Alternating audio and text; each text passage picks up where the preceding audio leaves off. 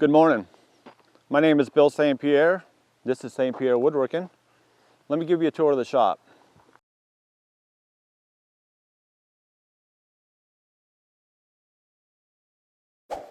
So this is my shop. We have a few employees that work in this shop. We actually have two shops. We have this shop that we built 3 or 4 years ago, and we have our shop up at the house where it all started. So we're going to start here today. We'll move on up there, and we're going to show you how we do things here at St. Pierre Woodworking. So we're basically a do-it-all woodworking business. We take the trees, we bring them in, we mill them, we dry kiln them, and then we bring the material in here and we build stuff out of it. We build different types of tables, we build shelving, we build desks, we build cabinets, we take old pianos and make them into things. We do about everything. Anything to do with wood, most likely we can do it. So our other shop was a little bit smaller than this, and as we grew, we decided that we needed to get the shop off our property, and we own this piece of property here. So we basically took our shop from up there and picked it up and brought it down here and put it down here. This is where the employees work. We needed a better spray booth. We needed better wood storage. We needed it to be a little bit easier to access because our other shop was up a long, steep driveway. So that's why we brought everything down here. We basically have everything we need to work with. You'll notice in my shop, we don't have the big, huge, high-end equipment. We have stuff that works for us.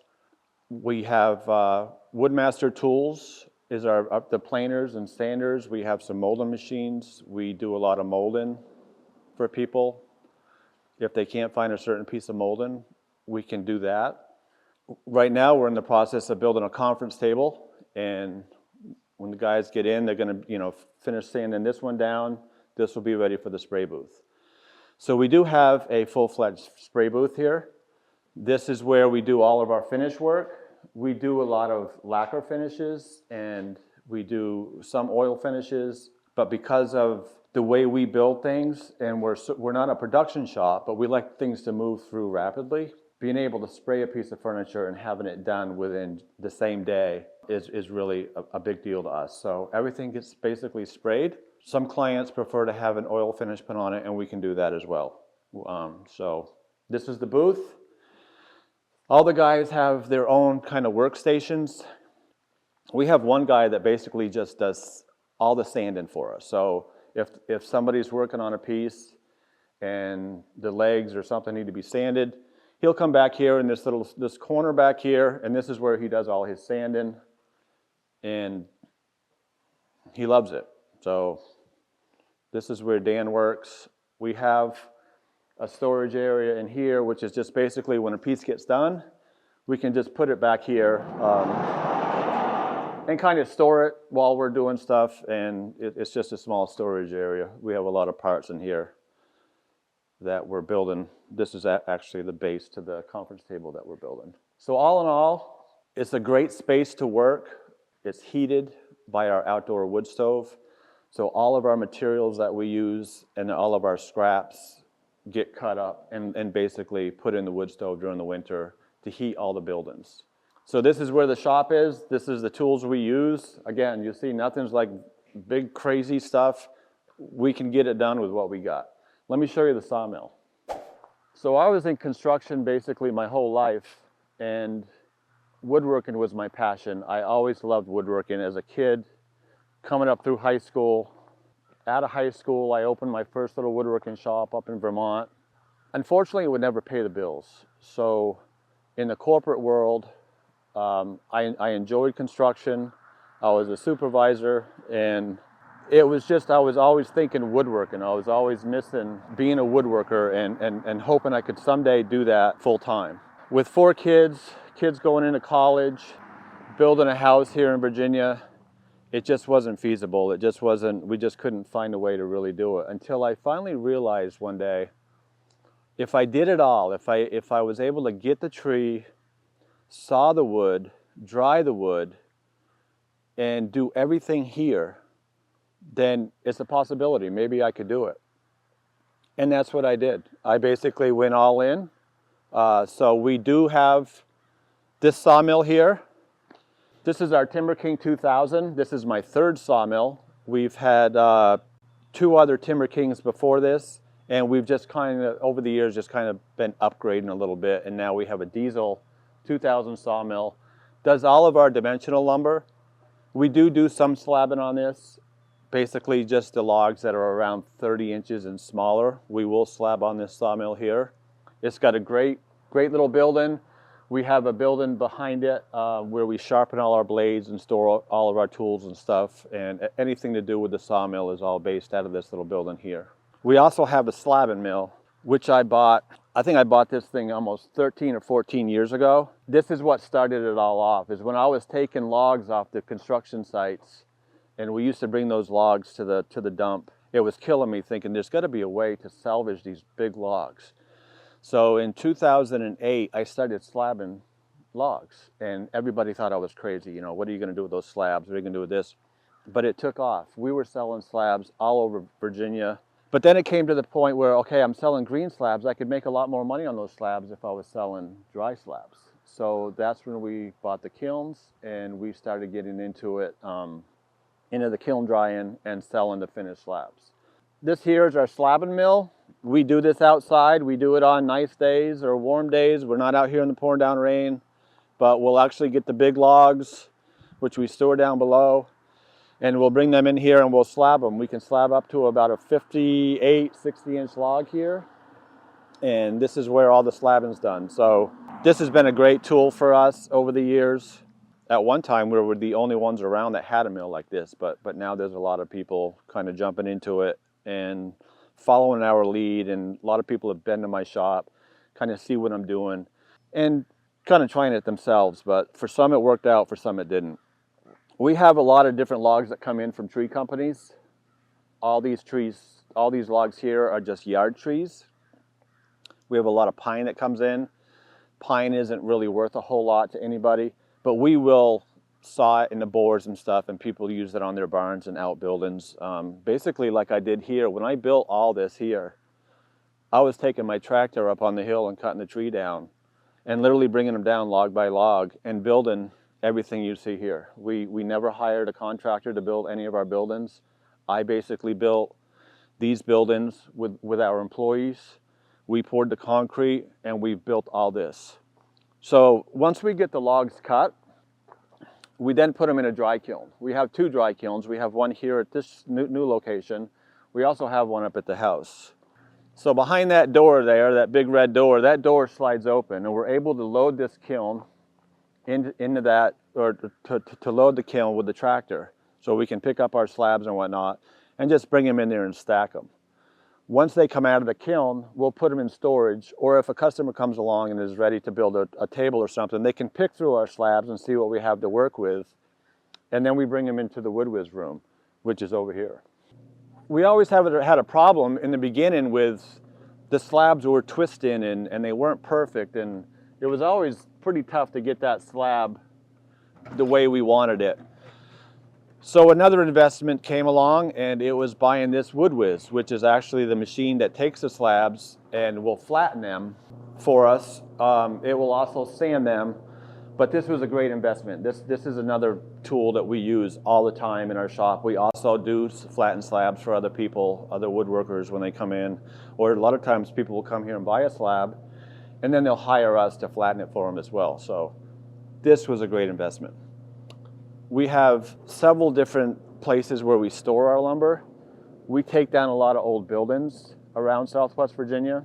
The first buildings we got was a construction site I was on. They were building a housing development, and there was these two old log buildings on the property, which were basically going to be loaded into dumpsters and hauled to the dump. And again, it was wood. I'm thinking, what could I do with that stuff? So I was able to take those logs back to my shop and saw them on my sawmill and reuse the wood, and that was the beginning of the whole reclaim thing for St. Pierre. So we'll take down buildings. We probably take down 6 or 7 large cabins or barns a year, We have storage up at the other building that we put them in. But here you can see some of the storage on the shorter American chestnut beams that we have. We'll put them all inside. We don't like to leave the beams outside just because we don't want them to rot. And once you take them out of their element and you lay a log flat with all the checks and the cracks, the water gets down in there and it starts to destroy the beams. But we have several slabs down here that we'll have on display where people can come in and look through all the different slabs and choose a slab for their project, as some of the videos you've seen where we've been taking the slabs out of our storage and building for people. It's because they've come here, they've chosen their slab, and then we're going to start putting it through the process. So this is my shop down here. This is the new establishment. This is where we're soon going to be hopefully putting up a new showroom. Our showroom isn't quite big enough, but let's go check out the showroom after everything's done. We'll show you what it looks like. So this was always a dream of mine. I've always had this in my mind, in my head, of how I wanted all this to be and how I wanted it all to look. It's been a slow process, but I'm finally starting to see my dream come true, and how it's all kind of coming together has been amazing. I've been doing this for a long time. I've been a woodworker since I was, I want to say 10 years old. I was building stuff and little birdhouses and bringing them to our little store up in Vermont and selling the birdhouses for $4 a piece. Then as I got into high school, I loved wood shop. Right out of high school, I opened a small shop up in Vermont. And when I moved to Virginia, my dream was to have another woodworking shop, but I couldn't quite do that until I built our home and got kind of established. But in 2004, I was able to do that and start doing woodworking as a business on the side, starting in 2004. In 2017, we decided that it was time for me to quit my day job, to leave all my benefits, my company vehicle. I walked away from all of it to actually try to make this happen. It was quite a risk, and I'm really glad I did it. But it's come with a lot of hard work, a lot of sleepless nights, and we're slowly making it happen. We're making my dream finally come true. We got great employees. We got, you know, everything that I could ask for right now, and it's finally time for me to start sharing it with people that, you know, woodworking is a thing. It is a business that people can do. If you think back in the day when woodworkers were around every corner, you know, you can go on YouTube and see all these woodworkers, all these people building stuff. 100 years ago, every other person was a woodworker. I mean, they either worked in the big factories or they had their own places. And I think it's great that we can finally take a dying art and people are doing it again and have an interest in it again, and sharing their knowledge and showing stuff on YouTube or different places, different platforms where other people can learn the trade. Because there's a lot of trades that are just are going away and nobody knows how to do it. There's certain things that we can't find anybody to do anymore because nobody does it.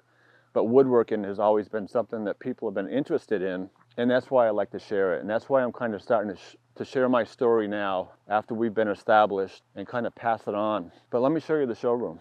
So I like to sometimes surround myself with things from my childhood or years ago, and one of those things was a barn that my grandfather had up in Vermont. A company had bought my grandfather's property, and they were putting oil tanks on it.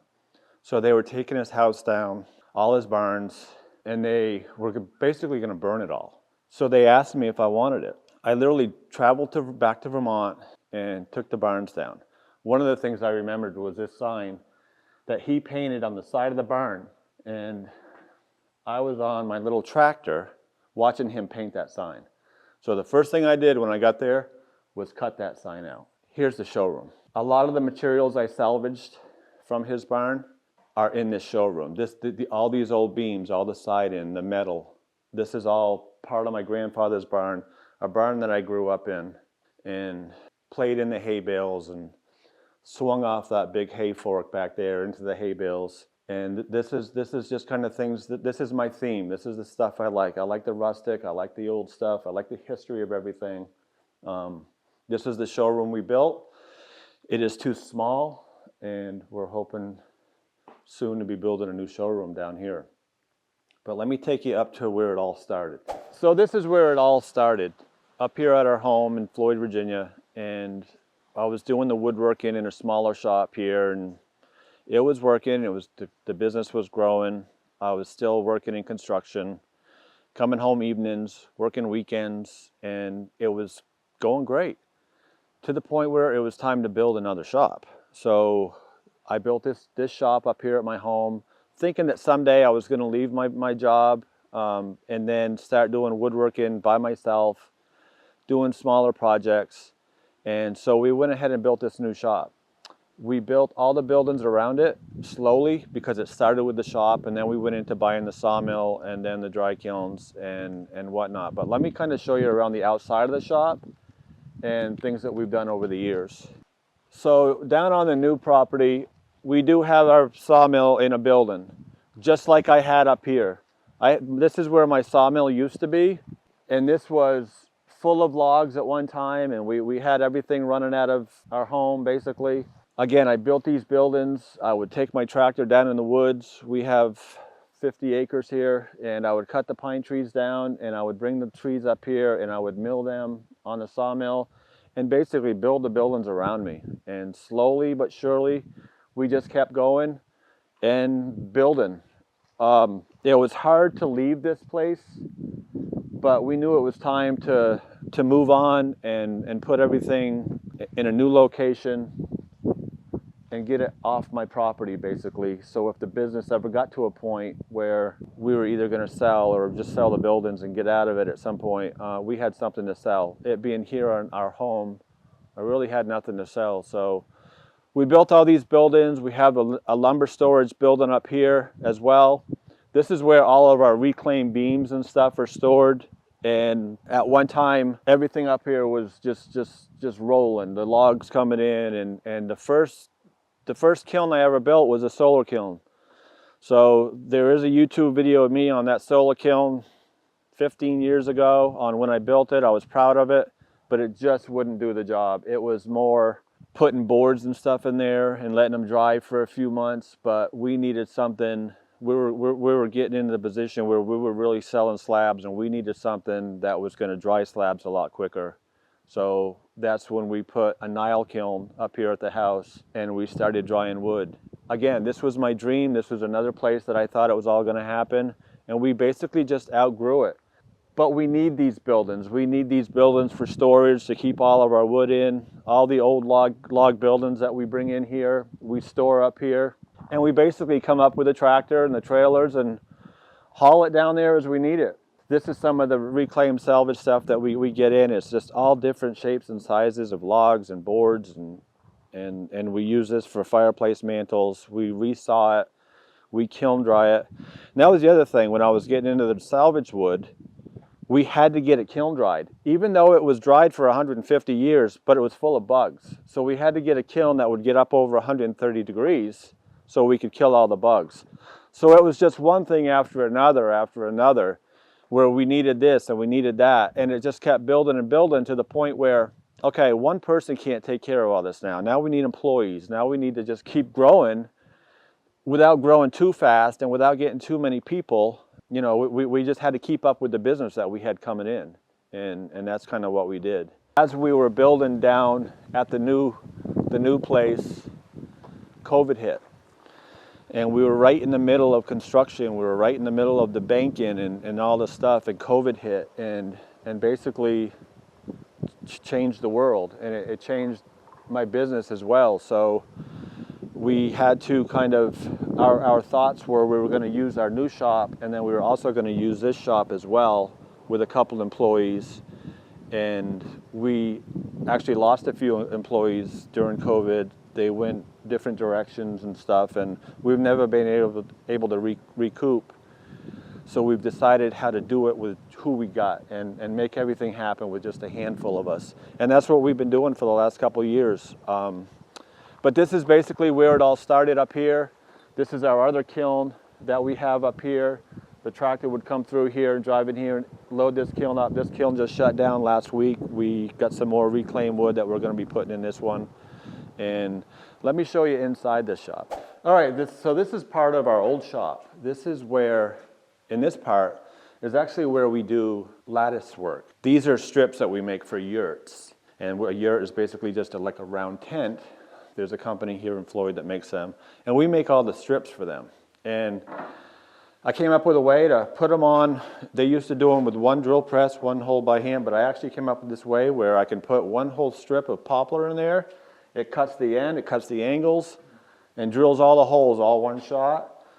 We put the T-clips in, we oil them, we put them on the rack. So this is another thing we do here. It's just a cash flow thing. We do a lot of yurt strips a year. We got another load coming through here shortly. So we still do use this shop for this and other small projects. So this is my main shop. This is where we used to have 8 employees working out of this shop. We would have somebody down on the sawmill. We would have 6 or 7 people in here working. At that time, when I had that many employees, I wasn't able to be a woodworker anymore. I was actually having to run the business. I was having to get the materials. I was having to meet with the customers. I was having to do all the different stuff that I should have had somebody else doing, but it was just, it grew into that, and that was my new role, was kind of just running everything. And slowly I was getting out of the woodworking, but I really didn't like that part of it. I didn't like the whole business part of it. So when COVID hit, we lost some employees, they left, and I was able to go back into woodworking again. And over the last year or so, I've been doing more of that woodworking, the thing that I love to do and what I wanted to do to begin with. And it's really starting to come back around to me where I missed it, and I'm glad I'm back into it. And now I'm going to start, I finally got my business to a point where I can start doing what I do and creating really cool pieces and showing people what we do now. I started some YouTube stuff back when YouTube's, back 15 years ago, but I never had time for it. I was always chasing the money. I was always trying to build and do what we've done. But this was the main shop. Again, we had the basic tools. We had some benches to work off, but we never had the big high-end $30,000 planers and the big sanders and all the fancy stuff. We got by with basic tools. And today, even today, I run a profitable business with just basic tools. I don't need all the high-end stuff, and I'm happy with the stuff that I have. I'm able to work on it if it breaks. I'm able to fix belts or do whatever to it. I built this shop in 2006, and I literally built this shop by myself. I poured the concrete, I framed all the walls. I did have a guy come one day and help me put the rafters up, and he ran the crane truck as I put the rafters up and climbed down the ladder and went back up and put the other side up. So everything I built up here on my property, I've done myself over the years. And that's what makes it all so much more personal, I guess, is because everything here, I've graded the lots myself, I've done the clearing myself, and it makes it a little bit more personal up here that, this is where it all began. And this is what I built. I built everything here and everything down there with the help of our employees. And, it's almost kind of sad to see this shop being as quiet as it is.